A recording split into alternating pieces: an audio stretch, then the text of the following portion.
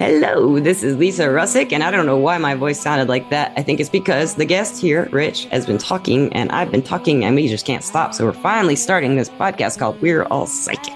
And Misty's not here today, but Rich is. And Rich, would you like to say hello? Hi, everyone. And everyone says hello back. I can hear them psychically in my heart. And I don't know how I figured that out, but I did somehow, I think, on my own. Rich, I have a question for you. Do you think we're all psychic?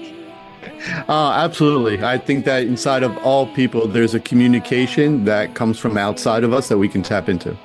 I like that. That's a lot of people say that is the Akashic Records. Yeah. That everyone is accessing, or they have different names for it. I've heard it called the information field. I mean, all kinds of names. Scientists. Oh, yeah, absolutely. Information field, So I think that's very interesting. So listeners and watchers, this is a video podcast on Spotify.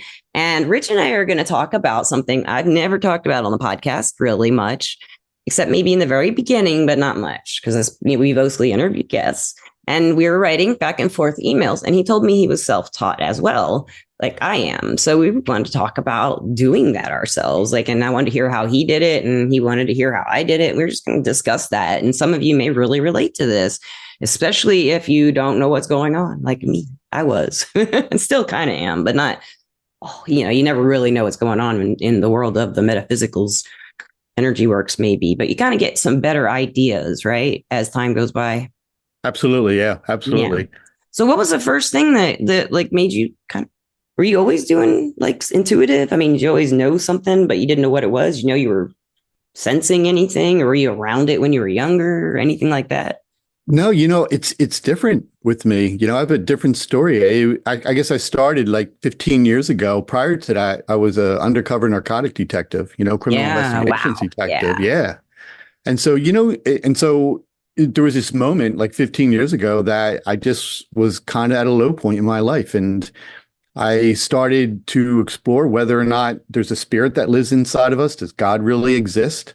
And I went on this little personal endeavor to learn the truth about myself. And when I did so, I think the main thing was I realized there was two voices of guidance inside of me.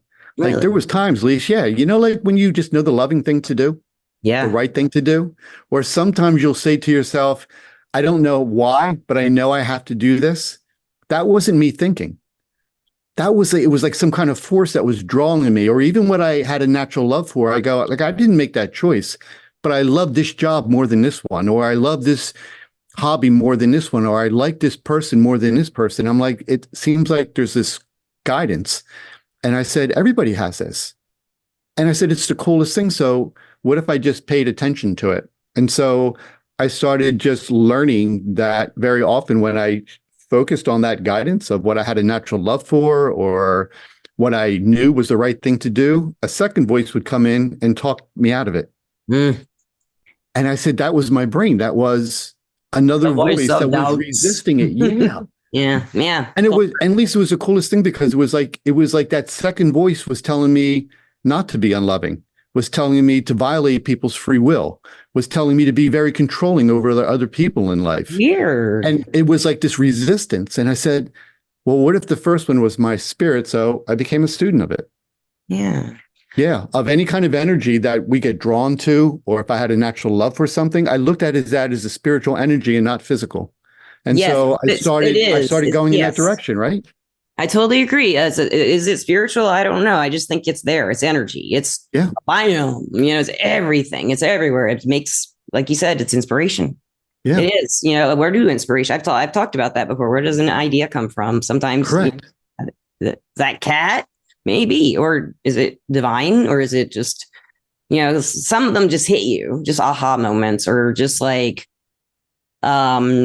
falling in love at first sight or something, it's just like, wow, stuff like that. And it's just, like you said, there's this, like, listeners, before the podcast, we had talked, like I said, for a long time. And I had a frog in my throat when we started to really do the podcast. But he had said that something you had said had really caught my attention about how now I'm going off the rails. I'm thinking about something else you said, and I'm going and thinking about, like, it was a long conversation. It was. Maybe you're psychic enough to pick it up. Come on. Oh, I remember I do remember one question I really did want to ask you. It was not related to that though. But what made you want to look at yourself? I think the main thing is that I wasn't happy with the choices I made in my life so far. I think I was at a low point. And I got to that point where I wasn't proud. I mean, even though, I had a job that I loved, a profession that I loved, I wasn't so great with relationships. I wasn't so great with a personal happiness and keeping it or elevating it. I wasn't so great in staying in a state of peace or tranquility or making choices that would increase my unity and harmony with others. Yeah. And I think I just got a point where I didn't want to settle for that anymore. And I didn't want to settle for that kind of life. Is there something really to a more to life than is there a spirit? So what did you have a moment of epiphany kind of with energy that, yes, this is real. And I believe it. I know it's real, that kind of thing. Did you have that moment? I think one of the first things is that I had to stop pretending that a spirit didn't exist within me, that I really wasn't a spirit. So I stopped pretending that. And I started looking for more evidence of that in my life. Just to prove if it's true, right? Yeah. And so one of the things I realized is what we were just talking about is very often I would think about things and very often I would get an answer and that answer was always based on what I believed it could be true or what may be true. But then there's other times where I knew information. It just came to me. And even if 10 people said that's not true, I would say, nope, it is true. And it is going to happen, something in the future. So I put that to my spirit and said, I'm going to be looking for that in the future. And then there was this thing called awareness. I became aware of certain people and places and hobbies that I had an interest in and I was curious about. And I said, that's different than my physical observations. So it's like that's the eyes of my spirit directing me to things that are going to place me in a unity with certain things that are going to produce more positive outcomes. And when I did that, when I focused on the awareness and knowing, and I assigned that to my spirit, I started suffering less in life because I started making wiser choices. Wiser choices. When you listen to your soul, when you listen to your common sense and your soul. Yeah. The doubts and the insecurities and the fears. And sometimes people will tell you how to think and they can be people you love. Yeah. And you want to believe them. And after a while, you're like, keep lying. I got to be honest. It could be people like that happen in our life. There's been lots of, especially when we're younger, people don't know what we're doing. We never know. But I mean, especially when we're younger, we don't want to hurt feelings. We're all confused about right and wrong. I didn't really have a right and wrong issue. I was just very shy and I had a lot of confusion about what was happening. I didn't know anything. I thought I was just crazy. I was depressed a lot. Yeah. But this all started right at puberty. When I was a kid, I just played in the woods all the time. I played with my toys in the woods. I didn't have too many friends. I'd have like one or two friends.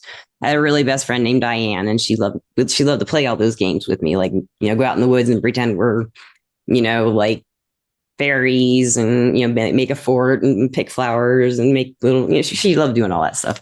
And we'll still talk every once in a while. I mean, this is my first second grade friend, Coolest thing. And I did ask her one time, why did you reach out? How'd you find me? Because she found me after like 30 years, a long time ago. And she said, you just always had such a good imagination. And I liked playing with you. And there was like a certain unity, right, that you guys had with her. Like it just clicked, right? It just clicked. Yeah, and when we talked on Zoom, we clicked, and we had similar paths up until I went into the psychic field. We both were in audio, specifically production. She was a lot higher up than I was. She did a lot better than I did. But I just kind of worked in churches, and then I wanted to go on the road, but in Phoenix, I couldn't. No one would hire a woman to do that. So at that time, but she must have been very persistent because she was in Chicago, I think. Who knows? But I knew when I met Diane, even in first grade and second grade, that she was my best friend. Coolest thing. And I knew I would always love Diane. I knew it. And in my heart, she's still my little girl best friend. I can see her face. I can remember things we did. And I think when I got and I was just a happy kid. I didn't really fit in, but I didn't care. I wasn't self-conscious. I was always happy. I was real touchy. I like to hug people and stuff and cats and animals. I loved animals, especially cats. But then when I hit 12 and that time of the month came for me the first time, that's really when it started. When all this stuff, I bloomed really fast. All the other girls had already done it, in my class of 8. And so I was like, wow, what's happening? And I hate myself. All these people know what I'm thinking. And it was getting weird because I really did think they knew what I was thinking. Really? But I knew that was crazy. Right. So I couldn't tell anyone that. So I just write it in my diary, and I'd be like, but I was really feeling what they were feeling about themselves, I think, not what they were thinking about me. And I didn't really I think I've talked about this in other podcasts. I eventually, as I realized I was feeling other people's feelings, which is in my 20s. Right. All that time I was going to, by the time I was 21, I'm seeing, psychiatrists, and I'm not telling them this stuff though. I never told them any of the psychic stuff, any of it. But it was happening. Spirits were coming. And the first one that came was my cousin after he passed away, and other spirits. And I didn't know what they were. One time I woke up in bed. I was like maybe 21, 22. And I was living with my parents again, of course, and in between schools. And I woke up in the middle of the night, and I had my hand like this, like right over my belly button in this pose, which is a mudra. I didn't know what a mudra was, and it was hovering above my belly button, and there was a blue person standing through me. Like, how spirits kind of look blue-white, if you ever see them. That's wild. See them much. That's wild. Yeah. And I didn't know who it was, and I was just like, and I shook my head, and then he disappeared, and I was like, what am I doing? Still don't know what that was to this day. Really? That was just a weird thing, and that's little things like that would happen to me, and I don't. But now that I know what I know, I do know. No, but the spirits I have seen that are more like ghosts or astral projections, either one of those, or imprints, I would say, not ghosts, but like imprints or astral projecting people will have that bluish white color. I've seen people astral projecting, and I can't do it, but I've seen them do it, and their astral forms. And that's the color they are. So whoever that was astral projecting. They can stand through things and everything, and they're astral projecting, I guess. Maybe there's other things. Maybe there's other spirits who do that too. I don't know. What do you think that was? I've never had an experience like that. So I don't know what that would be. It wasn't scary. It wasn't scary. Well, that's my point. The fact that you saw a blue color, that reflects some kind of calming color. So that would make sense to me. I remember his face perfectly, and I don't have face recall. Oh, it was a male. Yes, I saw his face, his clothes, everything. I can still remember exactly what he looks like. And you don't feel like it was a family member, or you don't feel like it was someone from a certain period of time? No idea. He reminded me of a friend's husband a little bit, but it wasn't. Yeah. It wasn't him. It looked like this person. Well, his body size was smaller too, almost like a little person. Yeah. Like a fairy, a fae, because his head came up to about here when I was laying down. But who knows how far down he went. His waist hit my waist, though, and his head was like right here. I don't know. It's hard to explain. So stuff like that would happen, and I really thought that was just insanity. But the hand poses and stuff, I didn't. So I was a little confused about because that was really magical to me, that I woke up and that was happening. Right. And I liked all the magical stuff about it, but I thought it was crazy because I was depressed a lot too. And crying a lot, having panic attacks, and because of the empathy, but I didn't know what empathy was, an empath. I didn't know I was doing that. So I thought, what do you think caused your depression? At that time, I think I felt very misunderstood. And I really wanted to die. I just really didn't like life. I didn't like the cycle of life. I still don't like the cycle of life. We have to kill and all, and the cat. Everything has to kill to eat and live, except plants. Whatever way you want to look at it. But it's just that bothers me. The cycle of life and death. And I know that there's life after death, but it still bothers me that you have to, how animals and people will just brutally kill things, and make them suffer. And it's just I don't like that about life. That is the way life is. I mean, it's just we all are like, oh, that's just the way it is. Can't do anything about it. Do you feel, and this is something that, because I'm so interested in learning about how we're all created equally. And it's one of the things that I looked at was depression. And one of the things I learned about depression that's equal amongst all people is that it's a response that's triggered when there's a lack of unity or harmony between people. Yes. And I didn't feel like I could ever tell people that stuff. Yes. For one thing. And it was deep down there. I still feel like I've never really been close to anyone all the way. Right. I can feel really close to lots of people, but I still feel like an alien, but I'm not scared of people anymore. I love people. They're the most fascinating things on the planet, other than cats. But so when you were like, after you figured out that, now this is what I was getting at before that I remembered. When we were talking for the show, listeners, he had said that something about the unity of spirits in each of us. Can you tell the listeners a little bit about that discovery for yourself? Yeah. Like I was sharing with you just a second ago that I really was being a student of, is there a spirit inside of all people? And are we all created in the spiritual image of a higher creator, a God, a spirit, whatever you want to call it? Is it true? And so I started looking and I started finding all these equalities. There was so many different, physically on the outside, we're all made differently. But what if that's on purpose?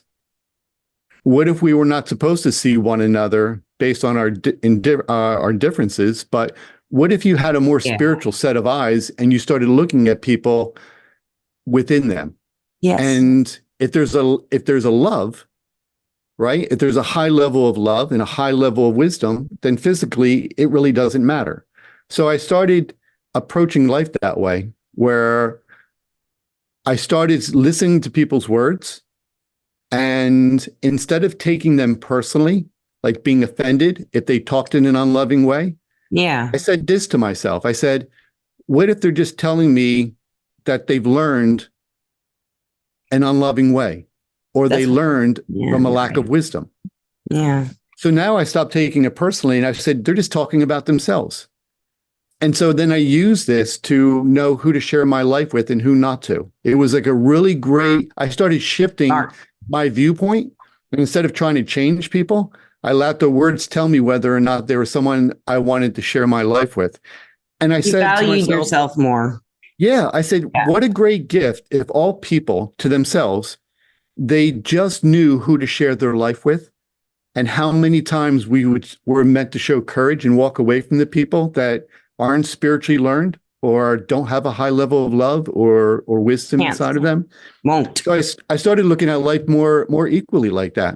And it really helped me because I didn't allow the wrong people in my life anymore. I showed courage for myself. I showed a self-love for myself.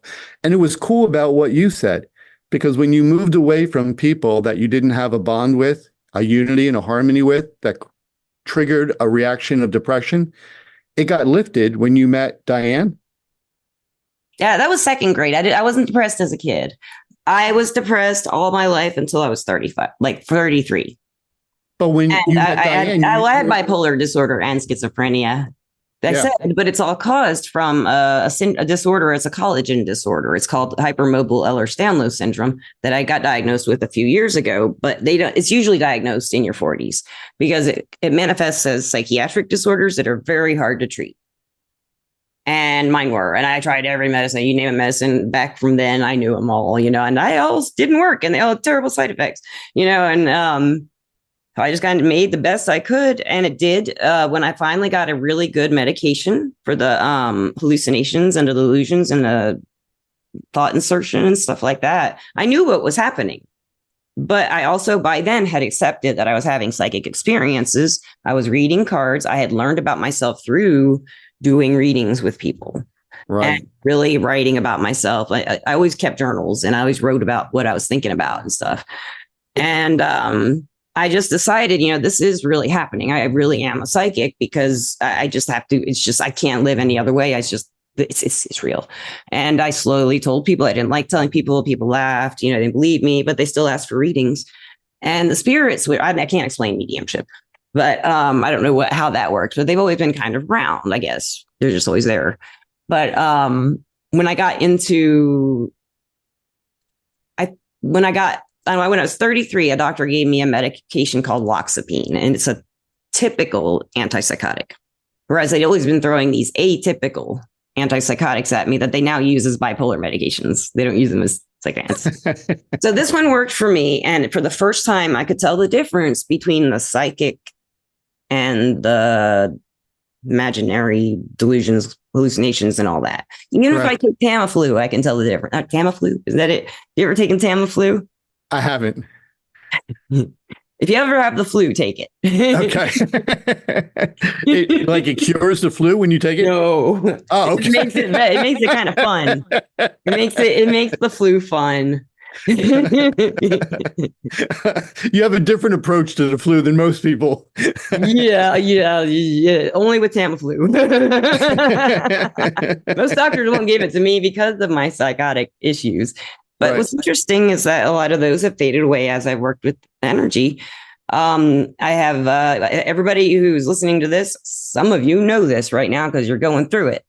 There was a ransom. Do you know about the ransom and the pharmacies getting on all the? You don't know about that? The Russian. But tell me a little bit more. A few weeks ago, a Russian terrorist group got into the pharmacy system in the United States. I'm not sure if this is exactly accurate. This is just what I heard from a doctor. Okay. So, and then they had a ransom for the United States. And so what they did with the pharmacies is people can't run their coupons, and some insurances won't run. And the medication, the main medication I take is like $1,400 or $1,600. I can't a month. Right. And I have to have the coupon and they can't run my coupon. So I've been off of that medication for 3 weeks now. And I'm just I'm doing okay. You know, I'm not having any, but I don't live with anyone. So it's hard to tell. I always had people I lived with before who could kind of monitor me, you know? And I've lived alone for 3 years. So I kind of have to self-monitor a lot, but I always have, but I still have to kind of be a little on that. But I haven't had any delusions. I haven't had any hallucinations. I haven't had anything. Everything's just been normal, like it always has been. Do you think you're cured of it now? No. I have EDS. It's a genetic disorder. And what it does is it makes all the collagen in my body. I guess, you know, all my connective tissue is different from everybody who doesn't have EDS, HEDS, and other forms. There's other forms, and it's all a connective tissue thing. The worst kind is vascular. I mean, people die young from the vascular heart tissue. You can just imagine that all the connective tissue is really messed up in your heart. Yeah, but mine is just mainly it's everywhere. It's in my brain. So my hypothesis is, after doing a lot of reading about schizophrenia and not being able to be treated and then getting that diagnosis, there is a part of the brain where 3 lobes meet. And they believe that's what causes schizophrenia, because they think that in schizophrenics, they found this in the brains after they died and dissected them, that the lining, the connective tissue between these 3 lobes is especially thin with people who have been diagnosed with schizophrenia. And my collagen is like, I can't explain. You're watching the video. I don't know how to describe it. You just have to read about it. Most people's collagen lays up in a line. Mine doesn't do that. It's like spongy. That's why I still look young. Everybody I've met with HEDS, I only know one. Well, I've known two people with it I've met. And I went to a support group. Everybody looks about 30 years old. You don't know how old anybody is. That's wild. Yeah. Yeah, it's crazy. It's really weird. That's My Reiki wild. teacher has it, and she looks, you know, you look at her face and she looks 40, and she's like 65. Yeah. If you can just bottle that part of it, not that part. Yeah, the rest of it hurts just a lot. That part. Yeah. Actually, the psych problems aren't there as badly anymore unless somebody's messing with me. You know, like I trust somebody and they take advantage of me, then I'm really confused, and then the psych issues will start coming up. But I think that's just would drive anyone crazy. You know, if people are messing. Oh, yeah. But I'm very naive. Part of developing my awareness of being, having psychic energy, of empathy, especially spirit guide. When I got that term, I was like, oh, you know, like I had a spirit guide and I didn't know what the hell he was. He was just like my best imaginary friend that I was in love with, you know, and I realized I couldn't be with this imaginary person. So I went, got married. But, I did. He was always there. But he became clearer over the years. So did the spirits as I tried. Took a lot of practice. And cards, I was very bad at them when I first started. And, but I couldn't do it for myself. So I'd have just bug people. Can I do your cards? And after a while, they would ask me if I would do their cards. I got better, because they let me practice on them. So when you do the cards, do you actually quiet your thinking and allow yourself to be inspired with knowledge that's going to be helpful to them? I do all kinds of things, but right before reading, I asked Sam and my other guide, Morgana, and angels and God or any kind and compassionate entities who want to help to come along and assist. And that's how I get in my mindset. And I don't remember my readings. I don't know what I do. I really don't. I remember little pieces sometimes, or my guides might remind me of something I said in a previous reading. They said this say or something, but I don't really remember them very well. So I go with the intention of helping someone feel happier about their situation, whatever it may be. And give them solutions for, let them know what's coming possibly and ways they can approach it and things they can do, actions they can take or not take. That's kind of what I try to do as far as like, if people are mostly it's love life, right? When I get readings, but if it's a medium reading, it's totally different. It's a totally different thing. But for a tarot reading, it's usually love. And when I was younger, I wouldn't understand some of these concepts coming up in the cards because I was younger and hadn't been through those experiences, like 27, 28. Now that I'm in my late 40s, I've been like, oh, I've been through 2 marriages. I've raised kids, I know these things.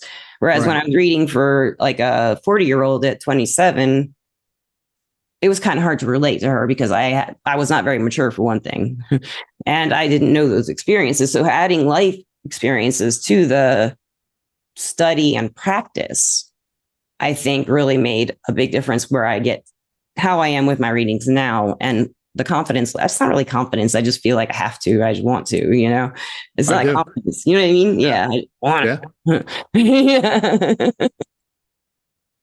So, it's one of the things I notice too, when I do my events, I do like between 8 and 12 events a month, Yeah. And I mean, there could be anywhere from like, they're usually around 30 people per event. Is this your evidential mediumship that you mentioned? Yeah. Okay. He does evidential mediumship. We have a regular B-Woo who does that. She hasn't been on the podcast in maybe a year, but they know what it is if they've been listening.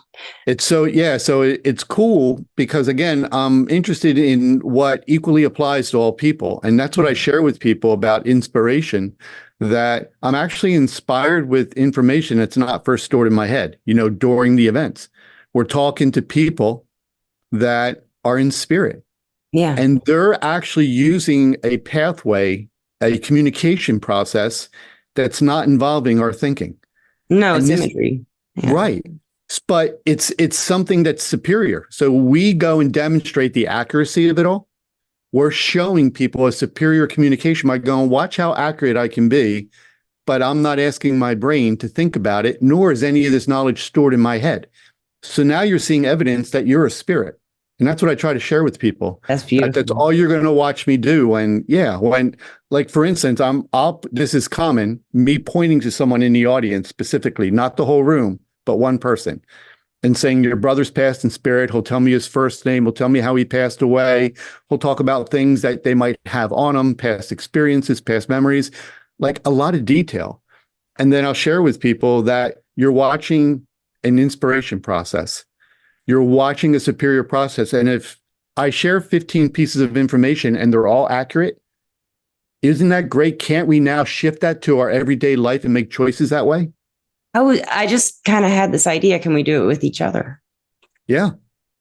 Why not? There's a synchronicity, right? Yeah, not telepathy. I'm not talking about telepathy. No. I'm talking about nonverbal, that communication, energy communication, that like the spirits talk to us. Yes. That's not telepathy, I don't think. No. What do you think it is? That spirit. What is that energy? An ether? I mean, what is it? The fact that they're that language or that it is a language. I agree. It's hard to explain. Yeah. What is it that we're because you interpret it, right? Yes. When you do readings for people, you get images, right? It tells a story, and you have to interpret them. Yes. Yes. And you're saying the part of you that interprets them, that's your spirit. Yes. And we're seeing all this evidence that we're spirit. And that's what I try to share with people. I love I'm trying to bring this out. So that's your drive to do the mediumship, right? To bring people together and show them one at a time one at a time. It sounds like you get a room of 30 people and one at a time, showing all these people how we're spiritually equal. And I share that this communication you're watching me demonstrate, everybody can do it. That's everybody what Boo says too. And she would run mediumship circles on just for free on Zoom sometimes, and I joined a few of them, and they were amazing. I loved medium circle. I'd never done that before. And the way they did it, I had never done evidential mediumship. I learned on my own, and I slowly got to understand them better. You know, first it came through as really serious, you know, and then it wasn't. And then it was like, kind of, what are you saying? Do you remember that phase? I mean, I don't know if you ever went through that phase. Oh, like 100%. Yes. 100%. I can know you're trying to tell me this thing, and I know, no, I can't get it. Yeah, it still happens, but not like it used to. Not like it used to. Yeah. And you know, it's cool what you're saying, because you're talking about you grew spiritually because your interpretation got better of this language. Yes, of the language. It's just a language. Let's give it a name right now on this podcast. Let's name that language. You got a name for it yet? No, I don't have a name for it. We'll have to find a name. Maybe it should be something like really eclectic, like a made up word. But it's got to be something that everybody can relate to. We'll come back to that. We'll dwell on that a little. We'll both let that stew. We'll send it out to your listeners if they can go. That's what we'll do. We'll put a poll. We're going to put a little Q&A up. They never write in the Q&A, so I'm going to make a poll. They will do the poll. So I will make a poll, and I don't know what I'll put in it, but we'll give you options. And I can hit other, but I don't think they can have a fill in the blank. But if there is that, I'll do a Q&A and a poll. Just do that. That's great. Great idea. We'll see what listeners think. That's perfect. You got to let me know. Oh, I will. If they say anything, you will be the first to know. So, how many people have you like kind of changed the way they think about themselves, and that they are a valuable spirit and they are not just a meat sack? You know? I truly value when people just sincerely take a moment out of their life to explain their experience. Yeah. And I have hundreds of people that have emailed me saying, my life has changed. And so when I demonstrate this communication, and then I encourage people to just watch it in their own life every time you just know the truth about something, or somebody's lying to you, or something's wrong with your aunt or your uncle or your parents or your child. Like, listen to that communication. And when you do, you're going to see that it's always going to serve a spiritual need, and that need is always based on love. And when you go and you embrace that, your people's lives change. And I have so many stories about the events that I do, the galleries that I do, incredible stories that people walk away from that event and just go, I'm completely changed for the better. I no longer view life from a mental point of view. I'm more spiritually learned about myself, and I see life more from a loving point of view. It's the coolest thing. That is the coolest thing. Yeah. How did you start doing that? Did you just start renting out places and advertising and stuff like that? Or did someone support you, or did you just... No support. I never read a book on any of this. I never had a mentor or a teacher. I never took classes. It was just something that organically grew on its own through credibility. I did think of a good name for the language. I don't know if cool. The word, that name, but I was thinking like spirit talk. Spirit talk. It's kind of, or soul talk or something like that. The language. Yeah. I like that. We'll think about that. We'll put that as one of the options. Sorry, I went off. But I like that. I love that language. I think it does need a term or a name or something. Yeah, absolutely. No one's ever really talked about this before, what you're describing, and I've never heard anyone give it a term. But they will say a language of some sort, usually definitely a language with evidential mediumship and dream language. And evidential mediumship, I would say mediumship is a lot like dreams. In what way? Mediumship can be in the symbolism, but when I'm speaking with a guide or a spirit, it's like fast, but if I were actually getting their words and then giving it back, it would take a lot longer. You know what I mean? It's like the information. I see it all play out like that. I see them moving and talking and doing all their things. Yes. It's all this information piling, especially if there's a lot of them around. You have that. Yes. Yeah. Oh, yes. And you have to. And you have. Do you? Yes, exactly. Are you about to ask that? Yes. That's funny. It was. How do you do it? In the beginning, I mean, because I'm self-taught, like I went through all of this. It was hard. I used to have people, when I started talking to people in spirit, which was like 3 years after I started doing this, I started talking to a higher wisdom. My words changed, my mannerisms changed, my pace in life changed. And I started making choices that produced more loving outcomes, and I was suffering less. So that was the first thing. Yes. And then I was seeing medical imbalances in people that just naturally came. Yeah. And then all of a sudden I started seeing medical imbalances in people. I did free readings for like about a year just to prove it's true. And then I started talking to people. Then I started talking to people in spirit. But when I did, I didn't know it was a conversation I could shut off. I thought that it was always there. So I didn't either. They woke me up in the middle of the night. I would go to restaurants. I had to go to the men's room and just listen to them. And my life was crazy. Yeah. I understand that they were always in my head, I guess you could say. And I attracted when I was in a bad place myself and attracting negative people because I was a people pleaser. And to make other people happier because I didn't value my own happiness over others, or I thought that would make me happy, one or the other, both. Right. But definitely it felt like when the toxicity of people, like as I worked with all this stuff, those toxic types of people, it's not that I hate them or anything. It's just I know who to stay away from better. I'm getting more discerning about that. But that's what the last 3 years of my life has been about more than anything, is making my boundaries. But with spirits, correct, it was kind of natural to me to like what I first worked with empathy. I made myself this battery kind of thing that I call this battery so that I wouldn't get drained around people. And I learned how to project my energy with empathy. And I think that's the empath's greatest gift, is not sucking in all this stuff, but pushing all this stuff out they can, but good stuff, hopefully. And like an actor, or a musician or something, or, just a really fabulous person, just someone who's just great. Finding it all out there. They know what they're doing. But with the spirits, I did with empathy, like the bubble and all this stuff. I didn't know I was an empath. I didn't know what I was doing. But when I heard the name empath and people talked about it, and I asked people on the internet, am I schizophrenic or am I a psychic? And they're like, oh, you're schizophrenic. I'm like, that's not what you want to hear, right? No, I didn't want to hear that, but they didn't even ask any of our questions. They just psychically knew I was schizophrenic. Yeah, exactly. I've been in these forums in like 2001, Oh, wow. You had to be on it for like 4 years before they talk to you. Spiritualist forum in 2001. Can you imagine?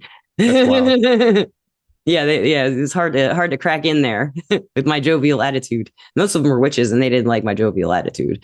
So I didn't learn much on the internet. That's where I first started, and they all just didn't like me. I met a psychic in Phoenix I was kind of friends with, but she always went crazy around me. And when I say crazy, she would like become someone else and do crazy things. Like one time we were at a restaurant, a whole bunch of us having sushi, and she didn't know how to get to the house we were going to. And I did. So I said, I'll ride with you. And all of a sudden she starts going, it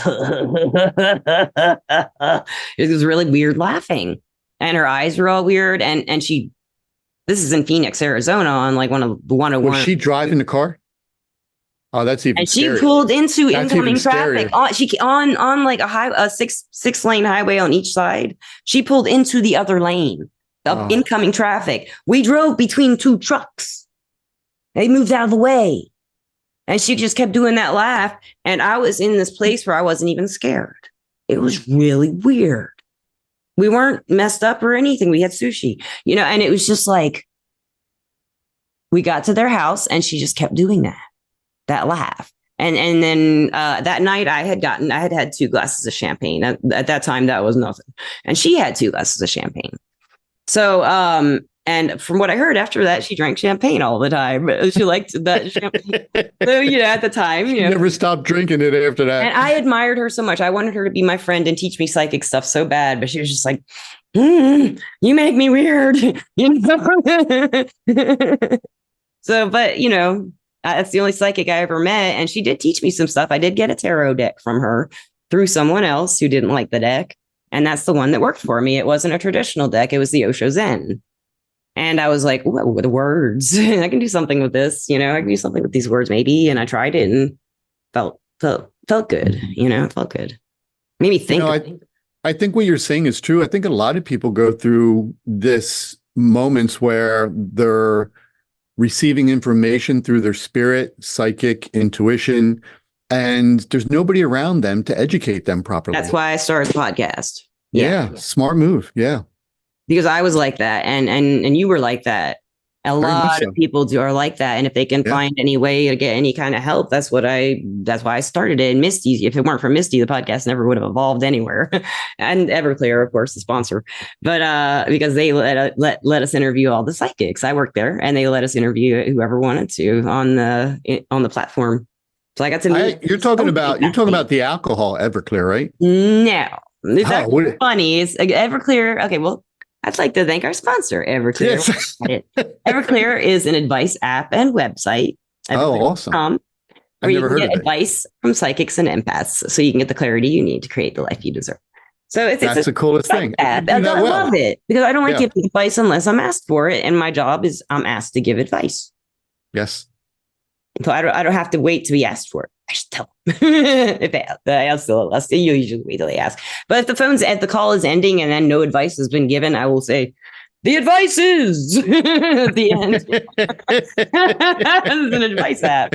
I love it. They won't let us do mediumship on it though. It's all advice. Oh, you can do psychic anything, but no mediums. But if you do mediumship, you can work with guides, right, and ancestors, but not mom. Right. They did. I don't know they never explained why not. But thinking of it as an advice app, I guess I can kind of see it. I've never thought about it that way. If it's an advice app, I don't know. I'll just have to think about that some more. But that kind of because that's how they market it and as an advice app. You get advice about your love life, get advice about your work, and instead of get a psychic reading. Right. But it is a psychic reading. And most of the people who call, I'm a psychic. I go to psychics all the time for readings. My friends, I'll call people. If I need help, I will go to a psychic. Who else? I'm not going to go to a someone who has a different faith than me or has a different mind point of view. I will go to someone who reads cards and can give me the kind of advice I'm used to. And I can get to and understand and dig through and stuff.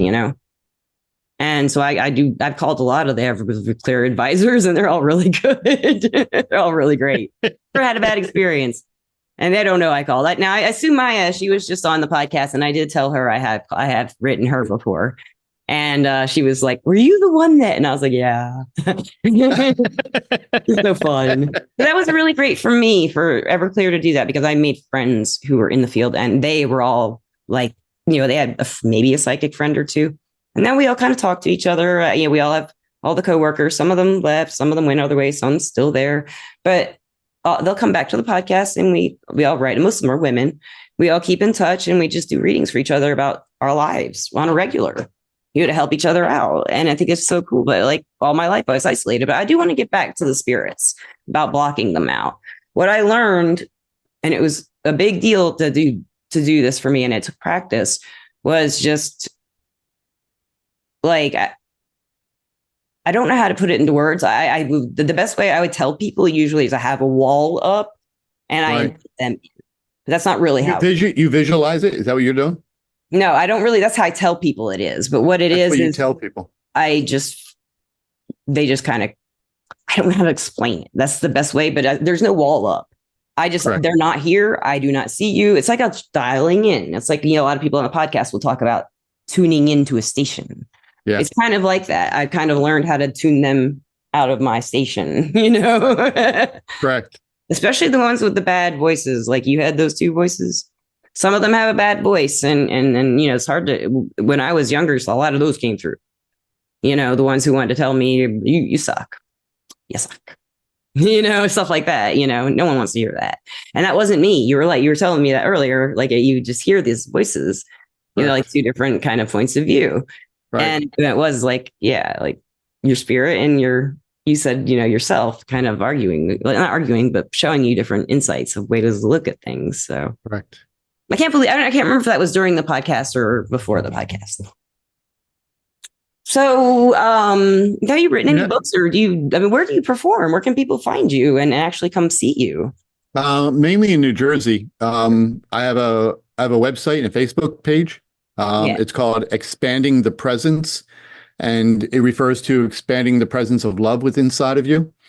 And so that's my website and that's my Facebook page. And all my events are listed on there. But mainly New Jersey, it's local area. You ever go to Philly? Some Pennsylvania, no Philly. I've never been in Philadelphia, Pennsylvania. I've been to New Britain, and other locations. Yeah. That's cool. Yeah, I have family in Connecticut and Philly. So if I'm ever up there, I'll find out if you have a show for sure. Oh yeah, come on down. I'm actually transitioning to another state. I'm going to be moving to another state later on this year. So this is going to be my last year in New Jersey. Where are you going? Kentucky.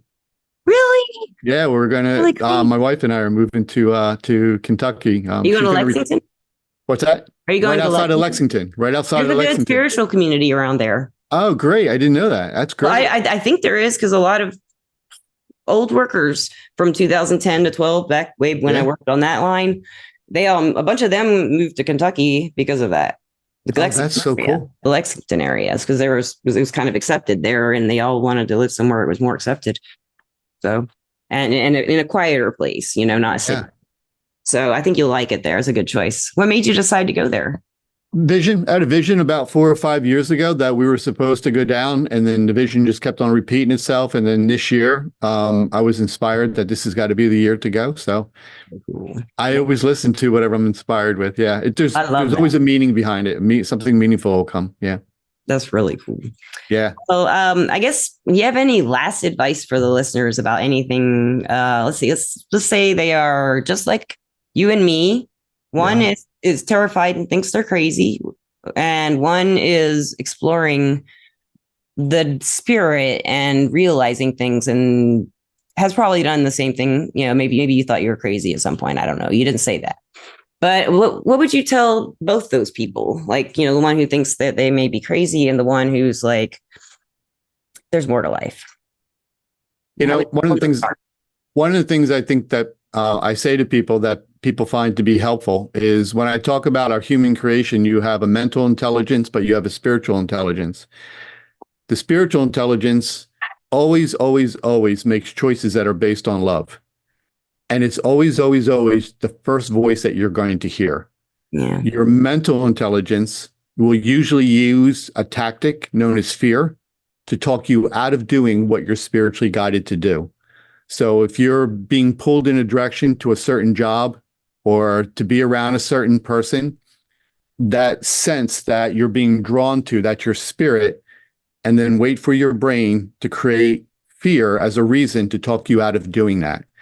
When that happens, that's your moment to show faith and a love for yourself by choosing the first voice and not listening to the voice of fear that's trying to talk you out of it. When I did that, eventually my brain started quieting down, and I got rewarded with a state of peace.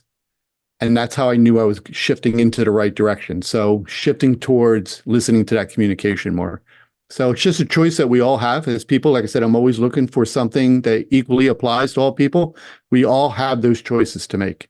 So always listen to the first one. Your first one's over to spirit, like what you do when you do readings. It's whatever first comes to you, you just say it, right? Yeah. Same with podcasts. Yes. But yeah, readings definitely. Other than introducing myself, that's about, kind of see what happens.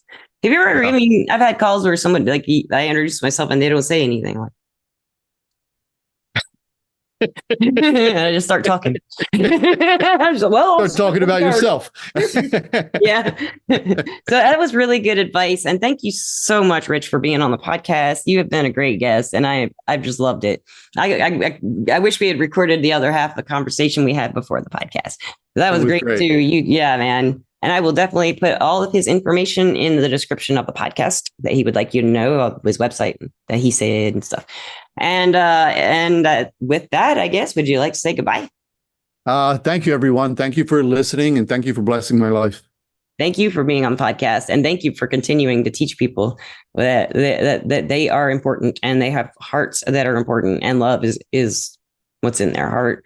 And listeners, don't forget to help us name the language. The language. Spirit Talk's what I'm going for. I'll put that as. Do you have any options you want to put in the poll? Not at this time. Spirit Talk, Soul Talk. If you think of any, email me. I usually mix it in the morning. So sounds great. Now, listen, you don't have to hang up, by the way, when I say goodbye. A lot of listeners or guests will just hang up, and I just, yeah. Listeners and watchers, I love you. Misty loves you. We can't wait. I can't wait till she's back and we finally get to do another podcast together with Missy. I miss her. And have a great time wherever you are. Peace out.